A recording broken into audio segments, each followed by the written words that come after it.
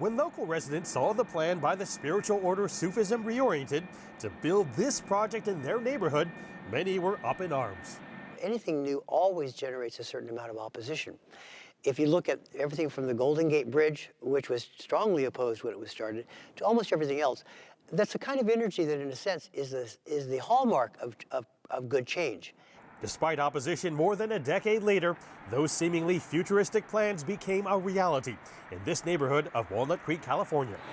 One reason why is that from a street view, the 13 interlocking domes surprisingly blend in with the neighborhood.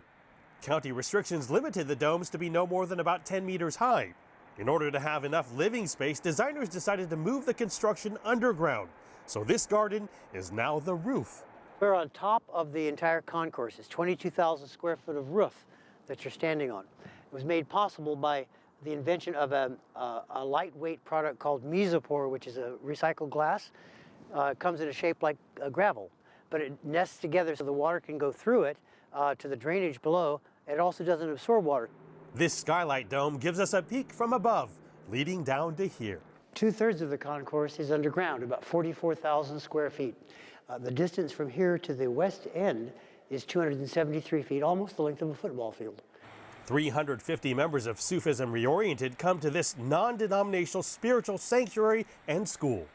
In the rotunda, you'll find a mural of the late Indian founder of Sufism Reoriented, Mayor Baba, who said he wanted Sufism to be on safe footing until his next incarnation in 700 years.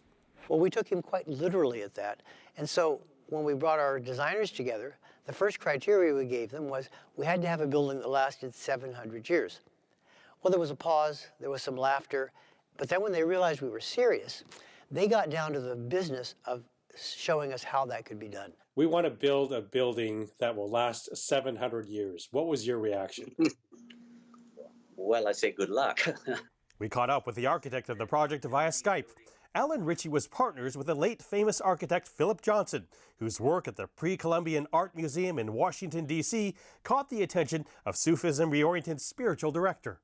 I said if you're going to do it, it has to have a sort of a strength to it, you know, a powerful statement, a powerful force. Domes is the most structural shape or form that you can build. I mean, it's from that point of view.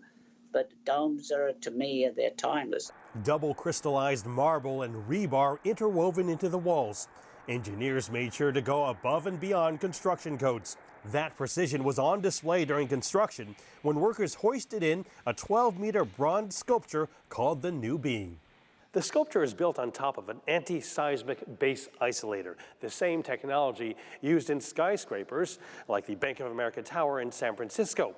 If an earthquake were to strike, the sculpture would slide back and forth as opposed to toppling over. Inside, you'll also find state-of-the-art technology. The prayer hall has a Spitz dome, the same tech used for projecting images of stars and planets at planetariums. Here it's used for presentations and performances. The kitchen was designed by Sufism Reoriented member and owner of the Cheesecake Factory restaurant chain, David Overton, who made sure to fill it with top-notch equipment. In the library, there are no physical books. It's all digital. I asked Sufism Reoriented's president, Ira Dietrich, why go to such lengths and such costs? To master the use of matter and then to put that matter to the use of divinity and the use of God. One way that one glorifies God is making something as beautiful as possible with every possible concern of detail and perfection, symmetry and harmony. I don't think you'll find anything else built like it in the world. When you look at it, it's a piece of sculpture. It's a building, it's a habitable sculpture. It's totally integrated with day-to-day life. And at the same time, you can stand back and say, this is a freestanding form in its own rights. Leaders of Sufism Reoriented say the design is ultimately about uplifting the spirit in a sanctuary that also aspires to stand the test of time. Mark New, CGTN, Walnut Creek, California.